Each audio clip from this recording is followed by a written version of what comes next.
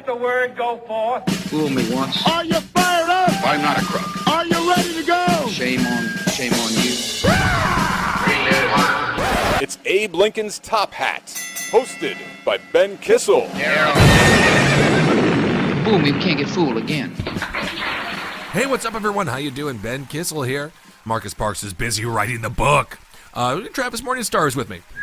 All right, there he is whistling. Very nice. Okay, we got a bunch of stuff to get to, and I am excited for today's episode. A little bit later on, maybe 15, 20 minutes from now, I'll be interviewing Rabia Chaudry.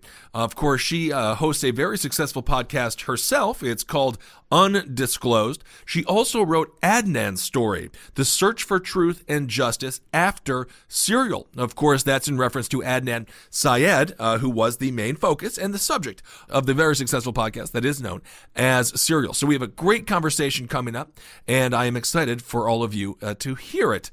First things first, obviously, we're in 25 days now, so we're over the 20-day mark for the government shutdown, officially the longest shutdown in history. It continues to be a thorn in Donald Trump's side. Today, as a matter of fact, this is Tuesday the 15th, he said that it's not a national emergency.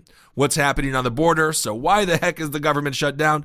Well, that is the billion-dollar question, isn't it? 800,000 federal workers still out of work, not getting paid, and of course, the ultimate irony of the shutdown, it is over, supposedly, border security, but as we see now with our airports, seaports becoming increasingly dangerous, the risk of a terror attack or drugs getting through or weapons getting through are exponentially higher with each passing day. Obviously, the Coast Guard not getting paid, TSA workers not getting paid, and as we talked about on last week's episode, air traffic controllers not getting paid, some being forced to take up a second job. So now we have a situation where he wants to, under the guise of border security and under the guise of the protection of the people in this country, he is making us less safe with this ridiculous government shutdown. Well, Trump, it really is. The irony is just remarkable. He changed his mind this morning. He said it's not an emergency. I think all it took was 90 fish fillets. You know, as I saw that he had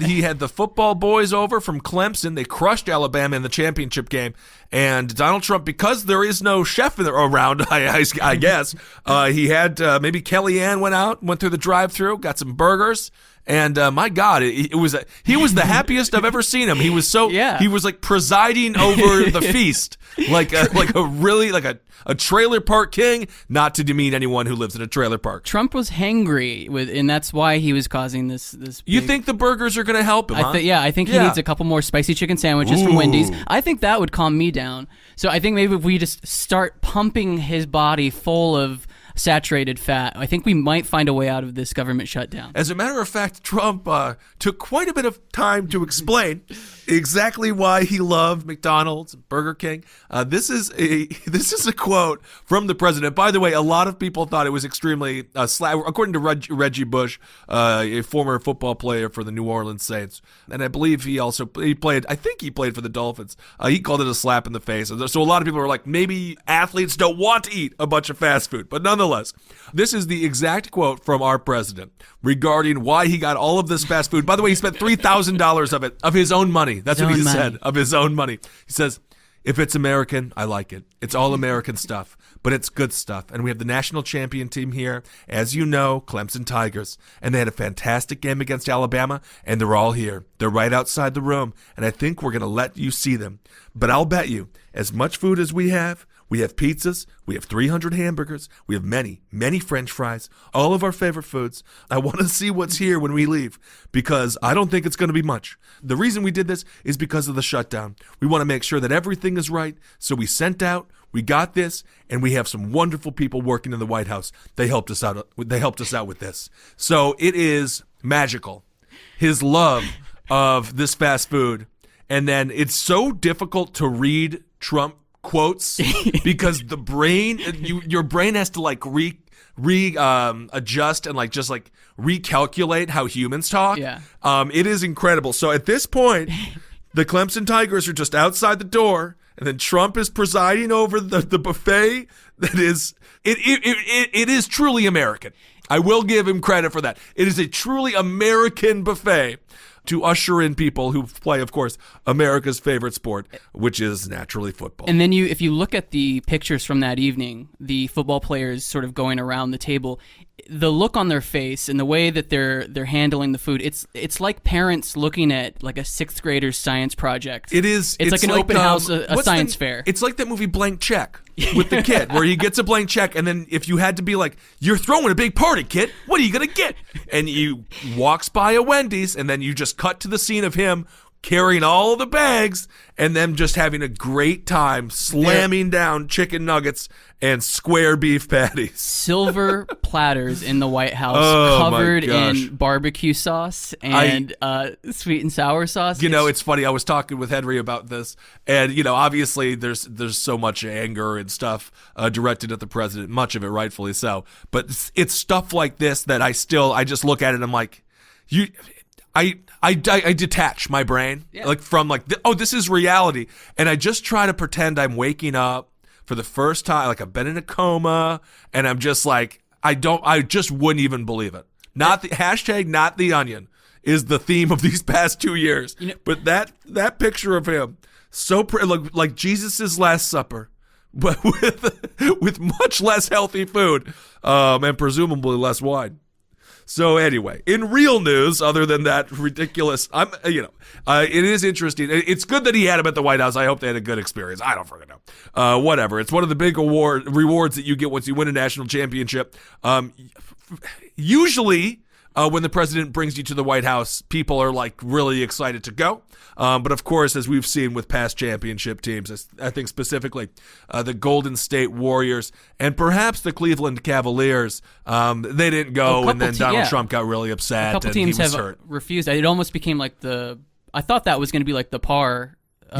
For everyone was just sort of rejected. Well, you know, wholesale. these are college kids, so it's a little bit different. I don't think they have quite the autonomy. I'm sure if they didn't want to go, they didn't have to go. But I would love to see the White House, and I guess it would be interesting to eat fast food inside of the White House. So I think I would go. But my God, if you're Alabama, it's like that's the one consolation prize to losing is you don't have to go hang out with Donald Trump. Although, honestly, if I have to hang out with Trump, eating fast food with him is probably about as good as it could get, because he's going to be nice. He's going to be on his best behavior because he's just so happy.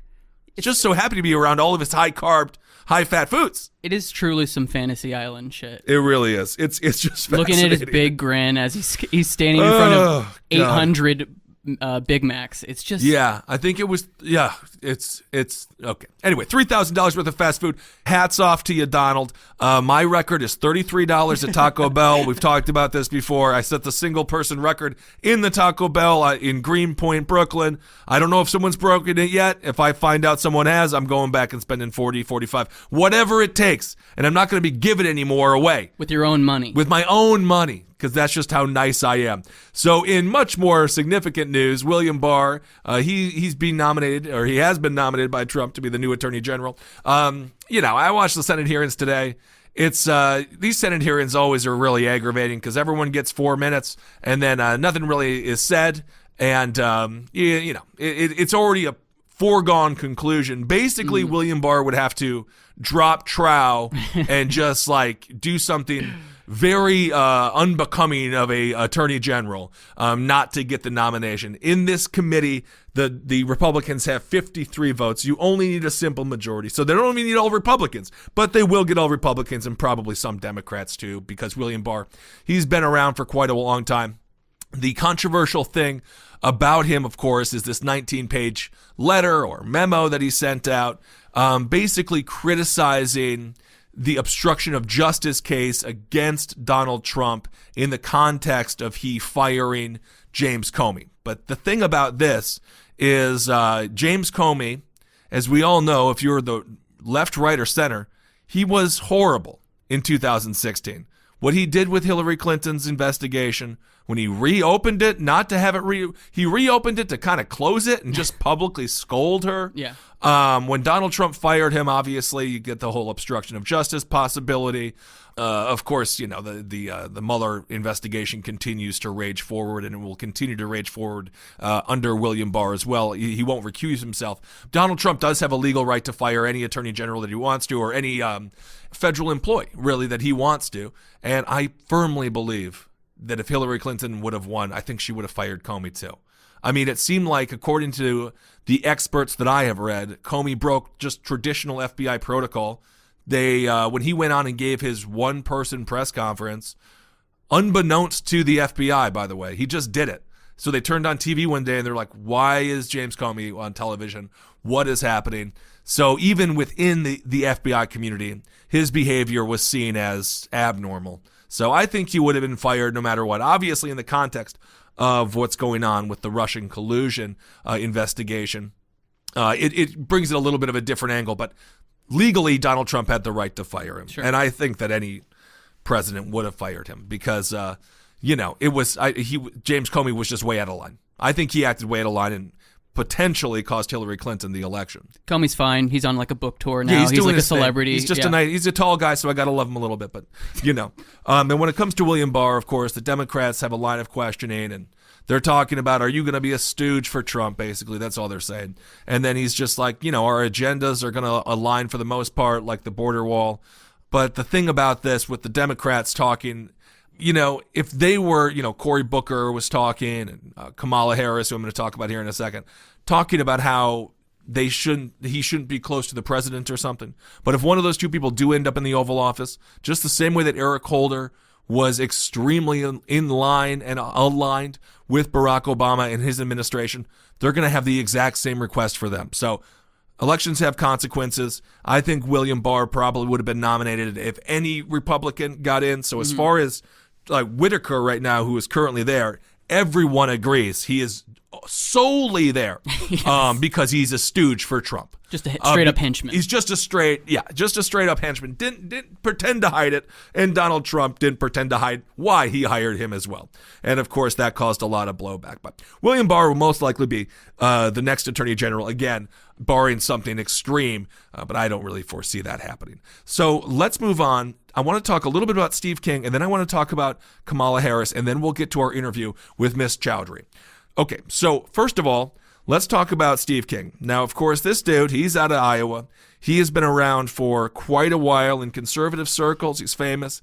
And, of course, he's famous because of his rhetoric. His rhetoric has been, it's just, I don't even, me, I don't I'm not like, everything is racist. Everyone's a racist. No, but Steve King is a notable racist, and he seems now to embrace it so much so that he gave an interview and decried the denouncing of terms like white nationalist. Yeah. And it's just, or white supremacy. The fact that he just he's like, but why? Why is it so bad? When did white supremacy get such a bad rap? When did it get such a bad rap? You know what?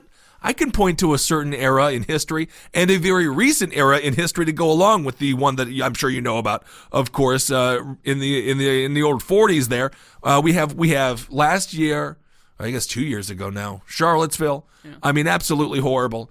So House Republican leaders, of course, chanting "Jews will not replace us," blood and soil, all this jackassy stuff. So House Republicans did finally do something about Steve King's horrible racist rhetoric. And I hope the people of Iowa in his district, if you will only vote a Republican, get a Republican to at least primary this guy.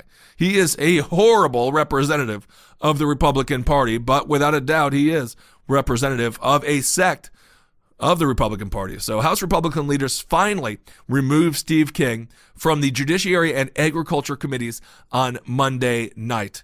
This is according to Minority Leader Kevin McCarthy. He's a rep out of California. He says, this is not the first time we've heard these comments. He goes on to say, that is not the party of Lincoln, and it's definitely not America. So finally, there are some ramifications for Steve King's words. So we'll see what the people of Iowa decide when it comes to his political leadership going forward. If they want to be in a district repped by this guy, I suppose he'll continue to be there, but hopefully they have an Oprah aha moment and just say, let's get someone who doesn't, first of all, make us look horrible nationally, and then embrace things like white supremacy.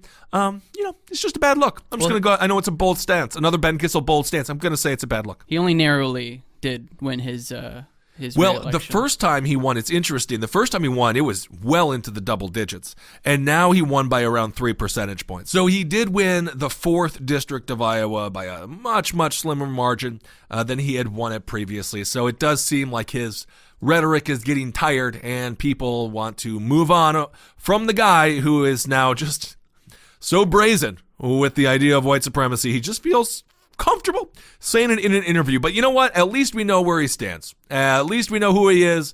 And now the people in the 4th district there in Iowa can, now if you didn't know before, which if you read his tweets and just other comments, his rhetoric has been embracing of white nationalism for a real long time, which is, of course, offensive in many ways. But the people in the 4th district now, after given this, come on. Hopefully they can make a better decision. He literally called Mexican immigrants dirt people. Yeah, that's right. That was another recent one.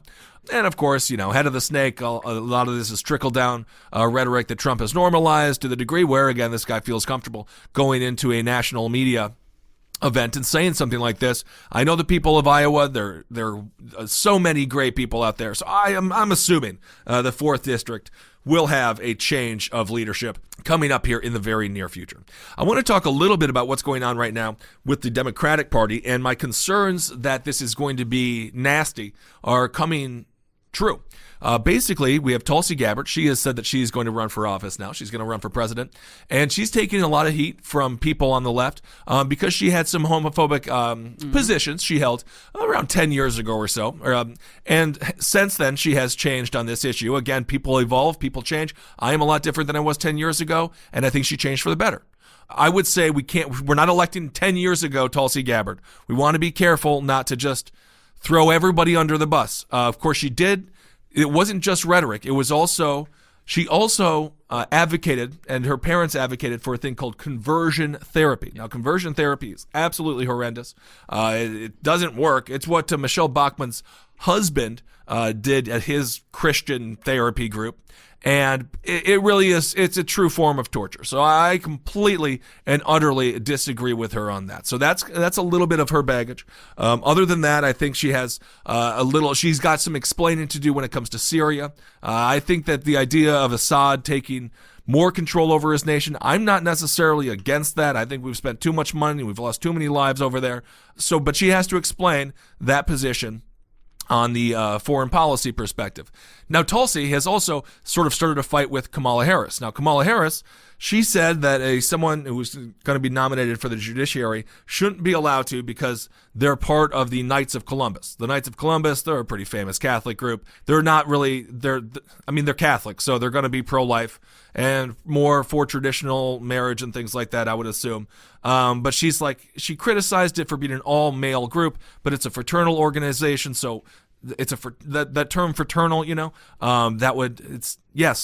is what that is. But Kamala Harris has a lot of real baggage as well, and dare I say worse baggage. When she was the AG in California, she had a program that literally separated truant children from their parents. So basically, if a kid was regularly truant to school, her big idea was to charge this family. Now, most of these families are poor.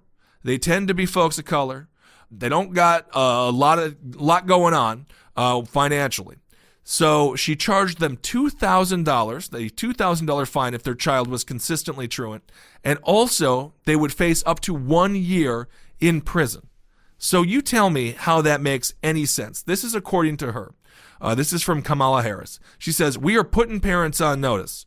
If you fail in your responsibility to your kids, we are going to work to make sure you face the full force and consequences of the law." She goes on, "If you are chronically truant from elementary school, you are 4 times more likely to drop out and become a perpetrator or a victim of crime." Okay, I agree with her there. Sure. But now this is where I completely and utterly disagree. She says, that's why we're taking on the truancy crisis in the California Department of Justice. And that campaign, again, as I mentioned, called for a $2,000 fine and up to 1 year in prison for parents. Absolutely not the way to solve the truancy crisis. Taking these kids away or taking their parents away from them so that then they would go into the foster care system, have less accountability than ever before. It's absolutely ridiculous. Also, as a prosecutor, Kamala Harris was extremely strict. This is another quote from her. She says, "Getting smart on crime does not mean reducing sentences or punishment for crimes." This is her website. It outlines, Kamala believes that we must maintain a relentless focus on reducing violence and aggressively prosecuting violent criminals. Fittingly, when she became the San Francisco DA, the felony conviction rate rose from 52% to 67% in 3 years. In practice, Harris defended California's uniquely cruel three strikes law, the only one in the country which imposed life sentences for a third strike that was any minor felony. She urged voters to reject Proposition 66, a ballot initiative that would have reformed the harsh law by making only serious or violent felonies trigger life sentences. Harris promised that if voters rejected the initiative, she would put forward her own different reform. So there you go. When it comes to all of these candidates that are going to be running for the Democratic Party, we're going to find, whether it be Elizabeth Warren's ridiculous Native American stuff, which I don't just shut up about. I mean, honestly, Elizabeth Warren, follow her on Instagram. She's doing a pretty good job. Her Insta stories are legit, like, she's humanizing herself to me. My cold enlarged heart is warming towards her. But I think you're never going to find a perfect candidate. That's all I'm going to say. So please focus on policies. When it comes to Tulsi, people change. That wasn't a policy that she had in order. She has been good when it comes to being in office and standing up for people.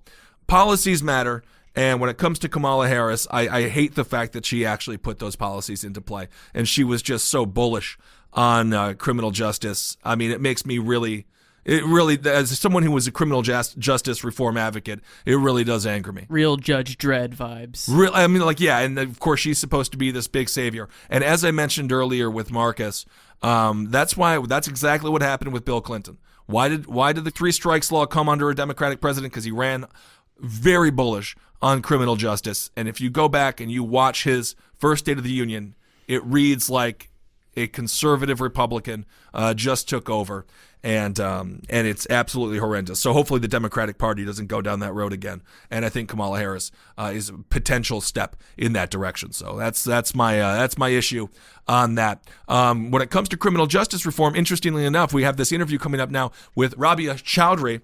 And I did mention about Trump's criminal justice reform, and she did say a broken clock was right twice a day, and I think we can all agree with that. And lastly, I just want to say, when it comes to criticizing Trump, to win the argument, I watched a great documentary called Hillbilly. You want to be seen as someone who understands the issues. So it's good to start with something like, I agree with two of the things that Trump did, like the Music Modernization Act and the Criminal Justice Bill. And then when you talk about immigration, when you talk about his horrible tax plan that didn't make the tax cuts permanent for the middle class, that doesn't allow you to write off unlimited amounts of money when it comes to SALT or state and local taxes. They cap that at $10K. When it comes to his horrendous ideas on the economy in many, many ways. When it comes to his complete and utter inability to govern, hence the longest shutdown in U.S. history, they'll listen to you more, because the blind rage is one thing, but I just think it helps, because then, I don't know, it's just like a nice little in, because then you can have a little bridge, and then hopefully maybe you can change someone's mind on his horrific immigration policies, which is targeting the most vulnerable people in this country. His approval ratings are plummeting. Oh yeah, no, he's going to take right now. It's around 29%. Only 29% blame the Democratic Party for the shutdown. So he's about 71% blame, as it should be, because he is the president and he can open the government whenever he wants. At a certain point, we'll see, it'll cleave right to the bone, and we'll see, the amount of people that are his like cult-like Totally. followers. Well, that's what we've been talking about for the longest time. He hasn't expanded the base. He has shrunk the base. He has shed voters, specifically suburban voters, both men and women, more women. And that's why we had what we had in 2018. So I don't see him growing the base whatsoever. Hi guys, it's Carolina Hidalgo from Last Podcast Network. I co-host a weekly podcast called Movie Sign with the Mads with Frank Conniff and Trace Bellew, the original mad scientists from the hit cult TV show Mystery Science Theater 3000.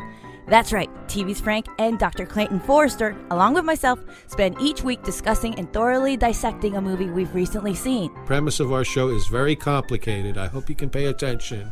We come in once a week and talk about a movie.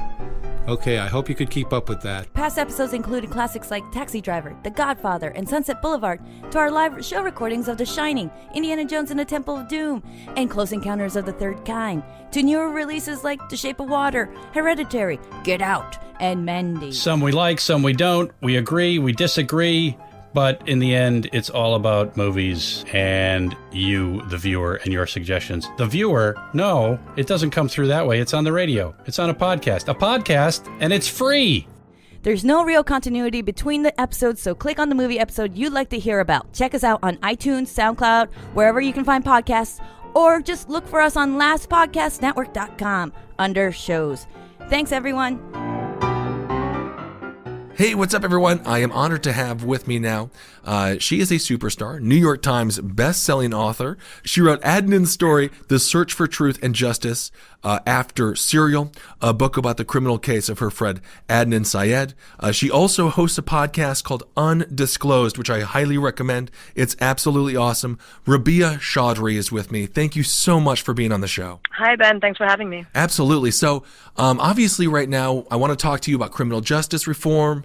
It's a never-ending issue in this country with privatized prisons, GO Group, Core Civic, the monetization of human suffering. I would love to hear your thoughts on this. I failed to mention you're also a lawyer. You do it all.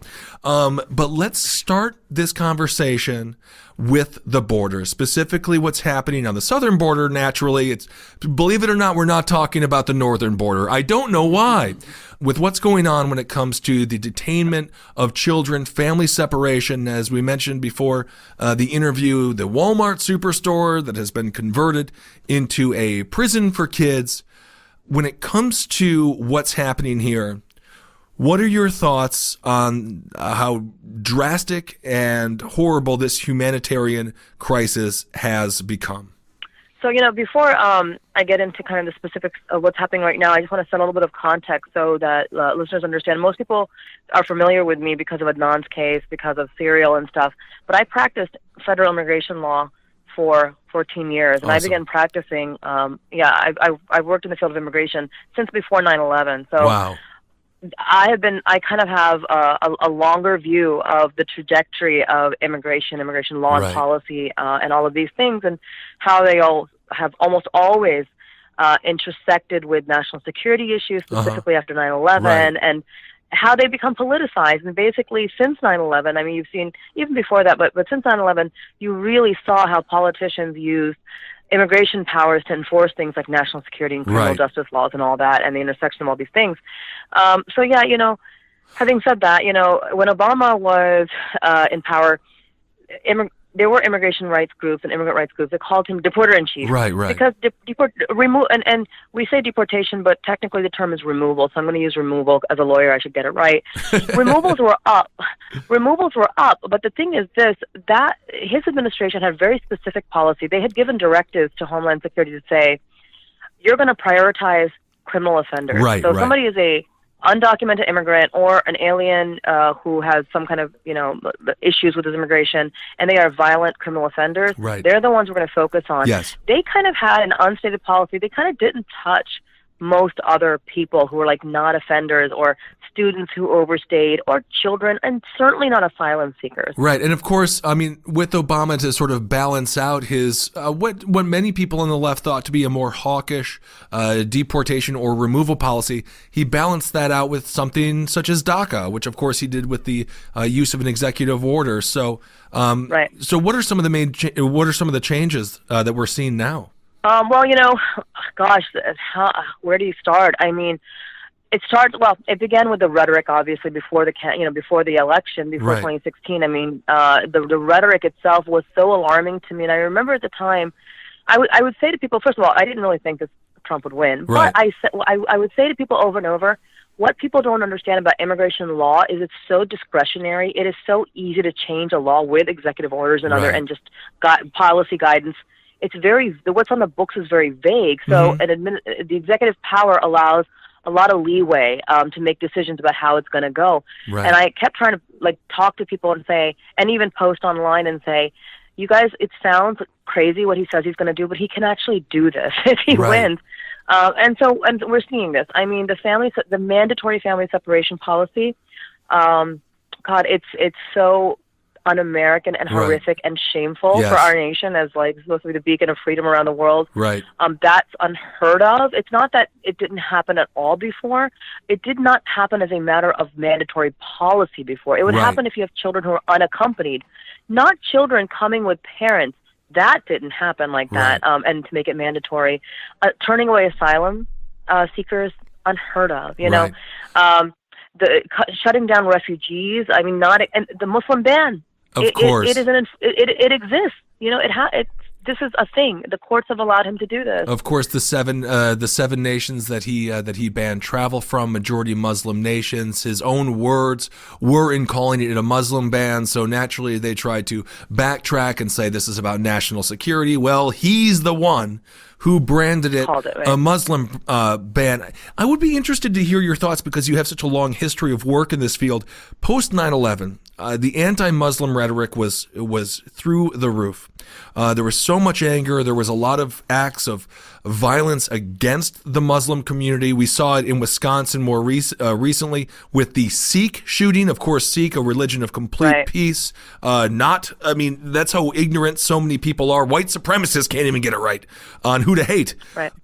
Do you see any parallels with the rhetoric of what happened to the Muslim population in the early 2000s and what we're seeing now, specifically with Hispanic, Ecuadorian, Mexican immigrants? The interesting thing about the anti-Muslim sentiment in terms of polling and even hate crimes and stuff like that after 9/11 compared to today is that it was much less after 9/11. It's actually increased over the years. I mean, I think just 2 years ago, a poll was taken, and the majority of Republicans polled said that that Muslims should not be allowed to run for office and should not be allowed to become citizens. That kind of, and because I will say this, just George Bush destroyed the entire Middle East, destabilized the entire region, Absolutely, and killed hundreds of thousands of people. But he was very, very. He visited a mosque shortly after 9/11. He very specifically said this is not a war against Islam. Yeah. He continued to host events for Muslims at the White House. Right. This is what we're seeing is a whole different thing. But since that time, people who had an agenda of anti-immigrant and anti-Muslim kind of, activism, because, by the way, a lot of these people work in the same spaces. It's like incestuous. They kind of all work together. They are funded by similar people. Right. They saw an opportunity, and they used that opportunity. So over time, it got easier and easier for politicians to get in front of a camera and say terrible things Right. about Muslims. Whereas right after 9/11, people were much more careful. But now you can get away with a lot more because here we are. Now Nazis are not such bad people. I mean, this is how it's happened. That's absolutely accurate. When it comes to people like, Stephen Miller being in the ear of Donald Trump, obviously Right. Donald Trump knows the alt-right makes up a cornerstone of his small but passionate political base. He knows he can't turn his back on them. Hence, as soon as Ann Coulter and Hannity got upset that he might compromise with the wall, he put his tail between his legs and refused to do anything moderate or at least mildly reasonable. Do you see with the polling data right now, Republicans 88% like Donald Trump. That's why, hey, good luck primarying the dude. He is the face of the Republican Party. When we hear stories about the horror stories in my mind, about child separation, about not allowing people to seek asylum who are physically being abused, going to go back to a nation where they'll perhaps be murdered, is that a political winner for Donald Trump in some perverted way?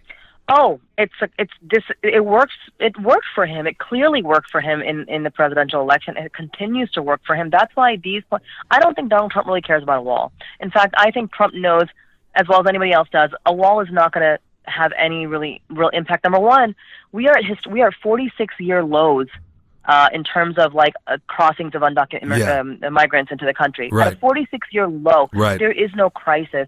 What he's doing right now, maybe he's distracting from some of the other issues he's confronting in the shutdown thing. But he is absolutely appealing to his base, and this is a man whose ego needs to be fed constantly, and the only way it can be fed right now is through the base. As far as the 88%, the poll numbers, Republicans, I will say this, there's a reason Mitch McConnell and others who you think would have enough experience and sense and wisdom to know better. Right. This man he's delivered Supreme Court justices. Yeah. He is delivering political, they see the possibility of Roe versus Wade being overturned. They see all this conservative agenda, one way or the other, coming to fruition because of him. And I think one of the most shocking things for me is seeing evangelical support for this man, where they say, well, he might be evil, but God's using him for good. Well, absolutely. And to your, I mean, it's insane. I grew up in an evangelical home, and abortion is many apologies. Sorry. Oh, it's okay. I mean, it was an interesting childhood, but it's a single issue voting block. And of course, that issue is, as you mentioned, Roe v. Wade. It is abortion. So everything else is just periphery. Right. They are focused on one issue, and Donald Trump is definitely someone who would, give them more political victories on that subject. When it comes to the border crossing, absolutely. In 2000, it was around 1.6 million. Now we're down to 400,000. So without a doubt, this is a manufactured crisis. And going back to that evangelical base, I would love to hear your thoughts, just kind of from the religious perspective. When he said that he thinks China, the Chinese government, Xi Jinping, leader for life, when he said that they were better than the opposition party, the Democrats. China currently is imprisoning Muslims, Christians. They're tearing down mosques and churches. They want the state to be honored above all. How can an evangelical, or perhaps, I don't know if there's much support amongst the Muslim community. I don't think that's a big voting bloc for Trump. But how could the evangelical community square that idea? And what kind of, if you want to talk a little bit about how religious extremism poisons the brain. It does, and it does across every religion. And you actually, in the last night, and I worked in the space of CVE, which is countering violent extremism in CVE policy, for about 6 years. In fact, 2 years ago, I did an international study on the rise of ideological extremism in religious communities. And if you look at, my study was based in Pakistan, regions of Pakistan, where there's a rise in Sunni extremism, conservative extremism, but also Sri Lanka, where people think Buddhists there is a very violent strain and conservative strain of Buddhism that is killing Christians and Muslims in Sri Lanka. Right. In Myanmar, we see this with Buddhists in Myanmar who are killing the Rohingya Muslims, and in Israel, there's a rise of the right. In Europe, there's a rise of the right. This is kind of a global phenomenon we're seeing, which is terrifying. But I don't know how evangelicals can square this. And I'll be honest, but I think everybody kind of has a blind spot. I studied with an Israeli institute. I studied Judaism in Israel for a year. Okay. And one of the most fascinating things for me, because for me, I'm an American Muslim. I have been very deeply steeped in Palestinian activism and stuff, and pro-Palestinian activism. Right. And I wanted to really explore how American Jews and Israeli Jews understood the state of Israel vis-a-vis their religion. Right. And one of the most fascinating things to me was the welcome, how right-wing Israelis will welcome evangelical support of Israel, even though they know that the reason for that support is to usher in the second coming, which will effectively destroy the Jews. Absolutely. Okay? Which is, of course, why they moved the capital to Jerusalem. Yeah. There's no reason for it other than this sort of fantastical idea that this mythical creature will descend from the heavens and cause a global war until peace happens? I think, if I understand that right. I want to shake. I want to shake Israeli Jews and say they're only supporting you so they can destroy you. Do you not understand? Exactly. What is wrong with? It's so backwards. Yeah, it's complicated. But this is a very science shows that people who are like that, they have very similar kind of brain chemistry, very black and white thinking. Right. It's just different flavors of the ideological extremism, but they're very similar. Mostly across the board. So, you know what's fascinating to me is the rise of information, the information age, the internet utopians, many of whom who have apologized because the internet might not be the utopian dream that they had hoped it would be, because it's just an extension of humanity, and we are still a deeply flawed species. With all of this new information out there, you can do research, you can learn about different groups of people that previously you might not have known about. Theoretically, this should make you more open-minded. Do you think there's some correlation with the bombardment of information that people are kind of shelling up a little bit and saying, I can't handle all of this, so I am going back, no more gray, we're going back to black and white when it comes to philosophy and thinking? I think that is there is definitely such a thing as being overwhelmed. I think there's an enormous amount of information. I think most people, look, I still am not so skeptical that I think people are terrible people. I think most people are kind of naive, and they look to their leadership. Right. Be like, where should I get my information? Yeah. Who should I trust? When you have 1,000 different sources on one story, who do you trust? Right. And what I've realized is this.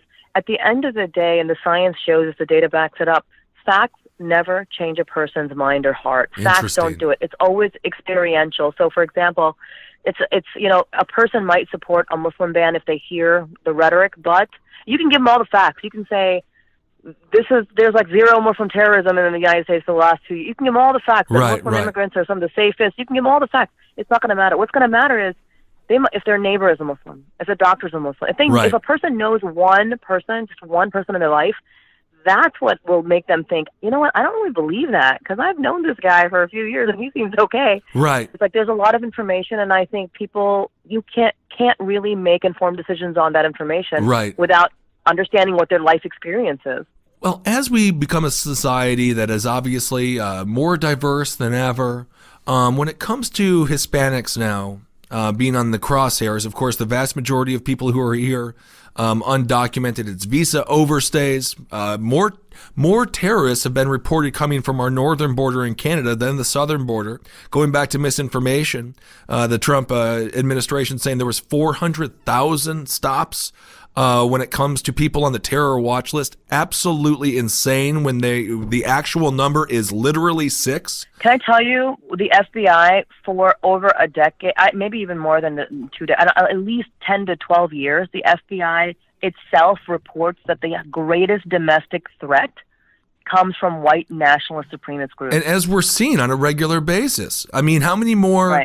Charlottesvilles do we have to have? Obviously, Las Vegas. I don't know what the political ideology of that guy was, but the action's the same as a terrorist to me. After Obama was elected, the Southern Poverty Law Center documented 1,500 new white nationalist militia groups. These are groups that are heavily armed, that actually they have training camps in in the woods somewhere. Truly, yeah. Like these people, and they really are preparing. These are groups actually preparing for some kind of another civil war. Yeah, absolutely. And they're going to bring it upon themselves to see that come to fruition. That's one of the ironies, going back to what you were talking about regarding evangelicals. My parents used to say, don't even worry about going to college. The world could end tomorrow. And if you look at the conservative stance on the environment, on war and peace, it seems like they're pushing for it fairly hard to just kind of, make that dream a reality. When it comes to white militia groups, obviously you have things like Proud Boys, which is done under the guise of humor. But is obviously a very dangerous group of morons, and they are stupid, but the most dangerous people tend to be quite dumb as well. When we see what happened in Charlottesville with the rise of the alt-right, and now that coinciding perfectly with the rise of resentment towards the immigrant community, has it been able to work so well, the demonizing of undocumented workers, the immigrant community in general, because of what we're seeing regarding automation, because of what we're seeing because of just the overall lack of humanity that comes with corporate America or working for these large corporations? They no longer treat anyone like they're a human being. The idea of starting at one company and ending with that company and trusting that they're going to give you retirement is gone. There are real issues that people should be upset about. But do you feel like those are, going back to the black and white idea, those are now gone because people can't handle thinking about that, and they channel all that anger they should have for a system that is set up to screw them over to these undocumented people or just immigrant groups in general? Well, the thing is this, what groups with an agenda have done very successfully, and social media has a lot to do with this, and the internet has a lot to do with this, is say all those grievances you have, you know who's to blame? It's the brown people. It's Right. affirmative action. It's immigration. So it's not that suddenly they don't care about the grievances, but suddenly they think, oh, I don't have health care because some undocumented kid in California has got the health. No, that's not how it works at all. Yeah, exactly. But they found a scapegoat. And, it's interesting when you study white supremacy, the reason even poor whites who are, I will say even under this administration, are going to suffer more than us coastal elites ever will. Absolutely. You look at what they did with the tax breaks not being permanent for the middle class. The middle class is Right. basically gone. You look at what happened with farmers, as I mentioned, the farmers, because Right. of the tariffs, they said, we'll give you $12 billion, but that $12 billion isn't coming because the government is shut down. Exactly. I mean, all of the, but here's the thing. The horrifying thing is people in that position who are poor whites will still identify Right. with the rich whites because in their head, they still think, at least I'm not like a poor black, or I'm not a poor brown person. I'm still superior in some way because I have the promise of being that white rich person Right. one day. And the system still favors me, and the truth is the system does still favor you, right? If you're a middle-aged white guy driving down the road and the cop pulls you over, you're not going to think, and neither am I might get killed. So yeah, there are still systematic, advantages to obviously being white, whether or not you're poor or rich. So that's why they don't see it. Well, I will say, when it comes to criminal justice, and I want to talk to you about what's going on the border here, just coming up here in a second, but when it comes to criminal justice, there's a lot of poor whites incarcerated for Sure, crimes. sure. Over-incarceration is absolutely an epidemic in this country. So, yeah, I agree with you. But the way it's set up right now with our criminal justice suffering for profit system, it's affecting this entire nation. But I totally hear what you're saying when it comes to people identifying with someone like Donald Trump. They see him crapping in a gold toilet. I don't know if they see him. That he doesn't have Right. Instagram yet. Otherwise, we'd probably see him. But they're not bothered by it. They're not bothered because it's like playing the lotto. They look at him like a scratch-off ticket, and they're like, any day now. Yeah. I'm gonna get mine. I had a question as well. Just sort of on an individual level, what are some of the ways that ethnic and religious biases sort of manifest in an actual courtroom situation? Because that's probably something that a lot of people are dealing with in immigration cases and criminal cases, such as Adnan's. I'm sure that manifested in a number of ways, but what are some of the ways that you would say you look for biases manifesting themselves in a courtroom? Right. Well, let me first make it clear that the immigration system, when you talk about immigration courts, they're administrative courts. They're not criminal courts, which means when a person has to go to immigration court, they have no right to counsel. They will be children standing in front of a judge with no right to counsel. Right. There's no right to, So all the civil rights protections in a criminal procedure don't exist in immigration. So I'm just going to put immigration aside for a second. Okay. It's a whole different beast. Gotcha. But when it comes to criminal justice, all the data is already there. People of color for the same crimes will get higher sentences, Absolutely. an average about 10% higher sentences. They also get hit with the most charges. For example, a prosecutor will, and prosecutors have the power to do this. Yep. They can tack on all kinds of charges, Yep. right? It'll be one thing. Oh, you got caught with pot. Now it'll be resisting arrest. Right. Now it'll be this. Now it'll be, and there's much more police brutality towards people of color. So then what happens is you have a person who's maybe fighting for their life or Right. fighting back Well, that's another charge right there. Yep. So, the thing is, any system, any one of these systems is made up of human beings. And Right. those human beings at every level, whether it's a judge, whether it's a jury member, whether it's a prosecutor, comes to the proceeding with their own bias. Right. And in Adnan's case, in his trial, he was a 17-year-old American kid, Right. who had been to Pakistan like once in his life when he was 11. His religion and ethnicity came up 300 times in his trial. Oh my God. It was a murder trial. There was literally no reason for it to come, other than what it did was it made the jury think Muslim guy Right. killed a girl. Like, Muslim men are violent. Yeah. And when the jury was asked afterwards, there were members of the jury who actually said, well, these Arabic people, and he's not Arabic, but these Arabic people, they do hurt their women. Right. So, yeah, it's not hard to do. And prosecutors will play that card. Absolutely. And it happens with any group that is perceived to be other. We did for last podcast on the left, which is our main crime show, we covered West Memphis 3, a solid 3 episodes. Oh, I love that case, yeah. It's fascinating. And the satanic panic, identifying them or framing them as these Satanist kids as opposed to just, wonderful, creative little nerd kids in a small town like all of us were. That was what ended up putting them away. Because they weren't like the rest, and now we have It was bullshit. It was horrible. When you don't have actual evidence, you use this kind of fear mongering to fill in the blanks. And of course, that's well within the realm of legality when it comes to our criminal justice system. 12. The older I get, the more I think that it is so stress-inducing. The idea of having your hands. Or your life in the hands of 12 random people, especially because you just never freaking know. But let's go on and talk a little bit about what's happening right now regarding the border, regarding literally Walmart superstore full of human beings. That's the new good. We are, as people, our data is mined. We are the product. And when it comes to our criminal justice system, we have 125,000 folks in private prisons, Geo Group, Core Civic, these horrible companies that are publicly traded, which is abhorrent. Yeah. We are the good.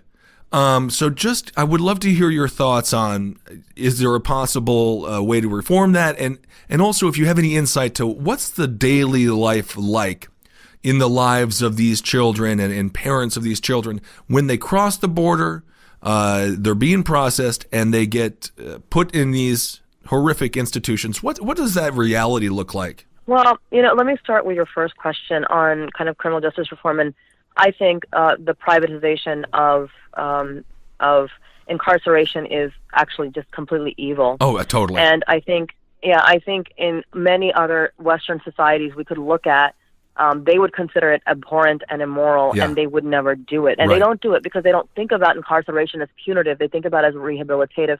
And so we have turned it into a business. Yeah. This is a business now. I mean, people are making hundreds of millions, if not billions of dollars on these people suffering. And all we're doing is we're damaging people, then putting them back into society. Right. And actually that's what we're doing with these children too. Yeah. But I'll say this. When people ask me criminal justice issues are so vast, like every step of the way, bail bonds, all of it's a mess. Where do you start with reform? Right, you can always tell. You don't need a Google map to tell you when you're near a courthouse. As soon as you start seeing the bail bond stores that just circle the courthouse, you know you're around a jail somewhere. Yeah, cash bail is a real issue. Well, let me tell you, we've been waiting, and we've been thinking about this very wrong, really, in the last, I'd say, 20, 30 years. We've been thinking about it top down, the federal government, state legislation. No, the power is with your counties, your state attorney, your district attorney. If the right DA gets elected, it's something as simple and as local as that. That DA has the power to turn that prosecuting office, upside down. Case in point, all your listeners, if you're interested in this, look up Larry Krasner in Philadelphia. Okay. This guy is the model. If I could take him and plug a Larry Krasner into every district attorney office in this country, we would completely, the system would be reformed. Well, what did he do? I'll tell you. So Larry Krasner, the thing is, only prosecutors people who are career prosecutors run for these positions. Right. It's the same people. It's incestuous. Yeah. What Larry Krasner did was he was a career criminal defense attorney. Okay. In his career, he had sued the Philadelphia Police Department 75 times. Civil rights attorney. He's like, screw it. I'm running for this position, so I have the power. He ran, he won. Wow. And Philadelphia is one of the most Philadelphia is a historically corrupt Yeah. DA's office. As soon as he got in there, he made a list of police officers who he knew were known to lie during their testimony. He's like their testimony will never be accepted to prosecute a case. Number one. Number two, he cleaned house. He got rid of all the prosecutors he knew were shady. Wow. Number three, he's like I will not press charges against marijuana possession. I don't care if it's a crime in this state. I'm not going to do it. Right. Number four, he got rid of cash bail within 6 months. It's amazing what he has achieved Yeah. in just it's been a year now, but the first 6 months he cleaned house. Look him up. Yeah, He's I incredible. will. Incredible. Yeah, and we've seen since that in the midterms there were about 2 or 3 other very progressive DAs that have been elected, and I urge people look very carefully at who your district attorney is. Right. A lot of times it'll be the same person for like 30 years. Yeah. Get rid of them. Get rid of them. That is awesome. And that when we talk about politics, obviously we always talk about, or usually talk about it in the macro. Local politics, that's where you see real change. So Absolutely. that is absolutely wonderful. I want to be Attorney General of Maryland one day. I would love Maybe. it. Well, you have my support. I don't know if you know what I'll do. I'll do you a big favor. I'll throw my support for your opponent. I'll cost him 100,000 votes. It'll be perfect. Perfect. He'll be like, you're associated with Ben Kissel. There's no way we can trust him. You can sneak in the back Perfect. that way. Yes, and of course, when it comes to prosecutors, going back to the West Memphis 3, for example, the medical examiner, and they're all part of the prosecution, which is totally nefarious, and it just makes the defense so much smaller, and so it's just so much more unfair. Yeah, because they're fighting blind. Right. You know, prosecutors are the ones, they have the evidence because the police gave it to them. Right. And you can't get it unless they decide to give it to you. And in Adnan's case, we had very similar. The DNA was never tested. It's a murder case. The girl, this poor victim, her body, they took a rape kit, never tested because the prosecutor told the medical examiner, do not test. Wow. I mean, so, you know, how do you got to get rid of people like that. Absolutely. And I would love if you came on Side Stories to talk about Adnan's case in depth. If you want to do that, that would be so awesome. Yeah, the documentary series is coming out on HBO in March. Oh, my God, that would be awesome. And then it's going to be great, yeah. There's a lot more there. We can do some promo, and I know our audience is. Sure. I'm sure they're already going to watch it, but if one person was on the fence, we can push them over to the side of yes. I'd love to come. Just briefly here about immigration on the southern border. Can you talk a little bit about that second question of mine regarding because I see these images. My parents did foster care when I was growing up, and we took in countless children that were abused, and a lot of sexual abuse and devastating things like that. And my heart when I see these kids, and I know there's some media manipulation and all that kind of stuff, but my God, it just freaking breaks. And so but I don't know what happens once they go behind the walls. You don't see a lot of footage. So do you have any insight into that? You know, because this is not something that I've done personally. I have not gone there, you know, and done the work on the ground there. But I'll tell you kind of in generally what happens, and from the reporting that I've read, and also from some of my colleagues who have been doing work right there locally. Okay. So the children are turned over to. Well, here's the thing. Not only are the children separated, I mean, you're talking about the Walmart thing. Many of the children are sent to facilities that are contracted. These are also private facilities that are contracted to take care of these children. Right. Many times, so they're separated almost immediately. They're put into a juvenile facility. Then it's decided where they're going to be shipped. These children are often shipped. I mean, they're kids who come in through the southern border who are now in Maryland, who are in Connecticut, who are in New York, who are in Michigan. They will be taken like in the middle of the night, woken up, and just put on a plane. And people have seen them. People have taken even pictures of this is like a group. You could tell it was like 13 young Latino children in the middle of the night being put on a plane. They just fly commercial? They just fly on a Delta flight? Exactly. Oh, my God. Yeah, that's what they do. Okay. But they'll do it late at night so nobody can. And there are advocacy groups that have tried to follow and you know, from a distance film and stuff to show it because it's heartbreaking to watch. A lot of times they'll be kind of all wearing the same baggy sweatshirts. Little girls will have like a teddy bear or something. Right. But you know, when I think about this stuff, and I want to one thing I want to point out, because of I don't know if it was budget reasons or policy reason, but for some reason about 4 or 5 months ago, this administration decided to cut. Oh, I know what it was. I read it. It's because of they're so overwhelmed by the number of children. They need so much staffing to handle the children. They put a hold on background checks for the people who are now working with these children. Oh my God! I want you to imagine. Might as well just put a sign out that says "Pedophiles welcome." welcome. Yeah. Exactly. And there have been absolute many cases, and even before this, but there have been documented cases, and we know 2 children have died recently, but of sexual abuse. Just last week, CNN showed footage of physical abuse, this little child being dragged around by these big grown-ups. The trauma that they're causing it's traumatic enough for a child to be taken, because these are not mostly children who are just to be taken away from a parent. That's one trauma. Then to be not given like proper facilities, behind cages. It's the trauma that they're damaging these children, and I don't know how they're ever going to recover, because this is lifelong trauma. I have experience with people who have been traumatized as children, and the kinds of impact it has 40, 50 years later on their lives, and the kinds of therapy and support it needs for them to just be healthy. Right. It's devastating. And so I really fear for what's going to happen in about 10, 15 years with these kids. Absolutely. I could not agree with you more. And when we talk about the perfect recipe to create somebody who might have negative sentiment towards this country, well, they're pretty much putting all the right ingredients together. These kids, if they do go through the foster care system, there are some great foster care parents out there. I really hope that we did a great job. I still have my 26 years old now is the boy that we had since he was 2, my little guy. But wow, there are also a lot of foster care homes that do it for profit, and there are a lot of foster care homes. My friend Monroe Martin is a great stand-up comedian. He finally got settled into a nice house, but the stories that he tells about some foster care homes are just hellacious, and you just wonder, when can this cycle change for these poor kids? One of the thing about this is that this administration is being run by people who don't care about information and experience, and they've gotten rid and so many senior executives in the executive branch have left from Homeland Security. I've worked in D.C. for a long time.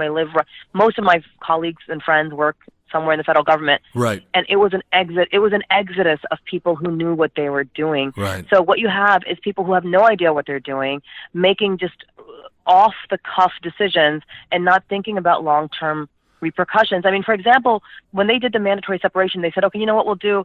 Then if there's family members here, if the kids are unaccompanied, family members can come forward and let us know that, well, you know what? Sometimes those family members are undocumented. Why would they come forward? Exactly. Are you kidding me? Then they'll get arrested. Right. They haven't thought of, and in court, it's been proven when the government was asked, what was your plan to reunify them? There never was a plan. Exactly. There never was a plan. And that is so.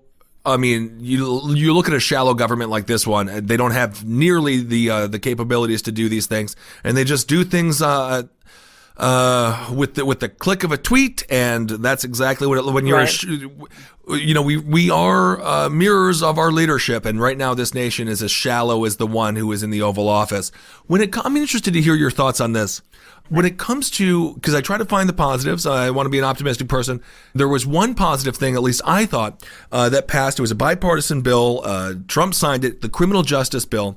And basically some of the tenets, and I want to hear you if you think these tenets are good. Basically, it's going to do away with the 3 strikes and you're out, which happened under Bill Clinton, which I was not a fan of. It also is going to give judges a little bit more leeway when it comes to mandatory minimums. Do you think, and I was telling my friend about this, and I was like, I think that's a good thing. And then the flip argument is, well, what if judges are bad and they increase people's prison time for committing a crime? What do you think about mandatory minimums specifically, and giving judges more discretion over the cases that they hear in their courtroom? Yeah. Look, it's a broken clock thing, right? Broken clock is right twice a day. Of course. It's not that there's absolutely nothing that has come out of this White House that can't be construed as a positive. The mandatory minimums have almost always been used in favor of the prosecution. Right. It does not ever, benefit the defendant. Right. And I would say it's very unlikely that, because the mandatory part of it is the minimum, not the maximum. Right. So if a judge has said, well, for possession, the third time somebody has, let's say, marijuana possession, mandatory minimum is 10 years. That's a minimum. That judge could actually already sentence higher than that. So Right. he doesn't have a limit on the maximum when it comes to mandatory minimum. Only on the minimum. Sure. Yeah, so see how that works. Now, there are states will have sentencing guidelines that are kind of different than mandatory minimums, which are mostly used like in federal cases. Right.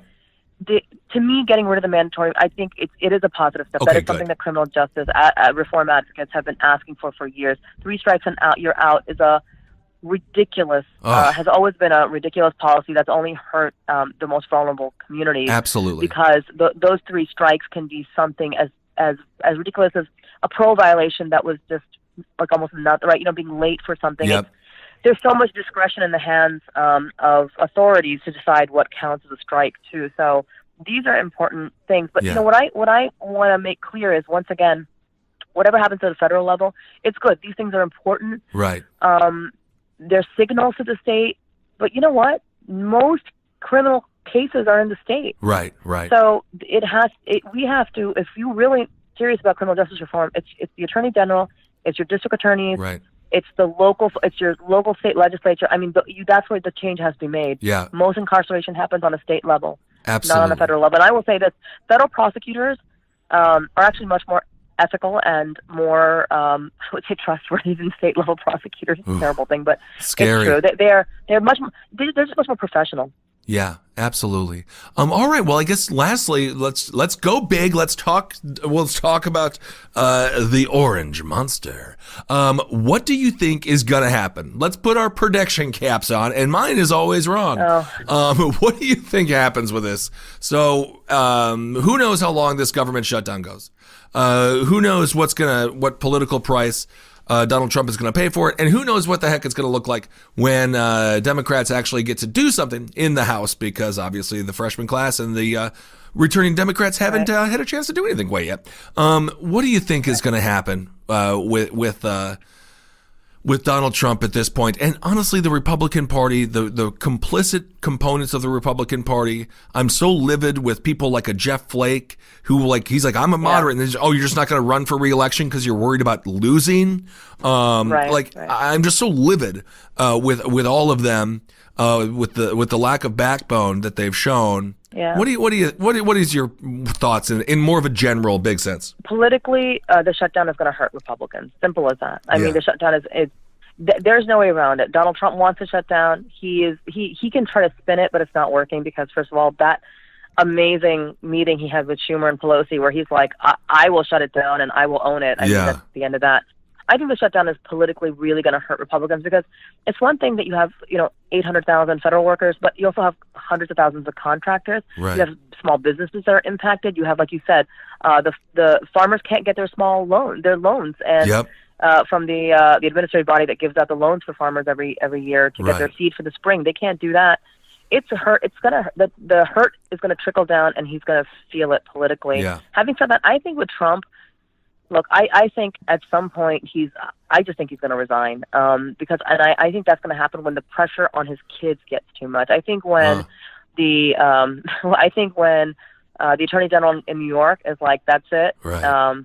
We're gonna bring some state charges against the kids like on the charity stuff. I think that's when he's going to be like, I'll step down and try to make some kind of a deal. The federal stuff, I mean, he's going to pardon Manafort. He's shameless. He doesn't care about the optics. Right. But he'll do that. Yeah. He can't do anything. He can't do anything with the state charges. Yeah, I agree with that overall assessment. I am not quite sure if he has the capability of stepping down. I don't know if his ego, but of course that's all just pure speculation. You might be right. They might have to kick him out dragging, screaming in his underwear. I have no idea. Yeah, in his little pajamas. Thank you so much for being on this show. It has been a huge honor to speak with you, and I hope you can come on Side Stories in March when the documentary comes out, and we can do an interview all about true crime and all about that case. I would love to talk about it. Yeah, it would be awesome. I hope this was a good experience experience for you. It was. Thank you so much for having me on, Ben. I really enjoyed it. There it was, the interview with Rabia Chaudry. That was just incredible. She was just great. So, great question, Travis. Thank you. No I was problem. writing it down the entire time, and then I unleashed it. Well, thank you all so much for listening to this episode. Thank you so much for supporting Abe Lincoln's Top Hat. You can go to Last Pod Network on Twitter, and then you can follow us over there for all the new episodes. You can find me at Ben Kissel. And Ben Kissel1 on Insta. That's what the kids are calling Instagram. They can just call it Insta. I don't know. All right, everyone. Thank you all so much for listening. Hail yourselves. We will talk to you soon. This show is made possible by listeners like you. Thanks to our ad sponsors, you can support our shows by supporting them. For more shows like the one you just listened to, go to lastpodcastnetwork.com.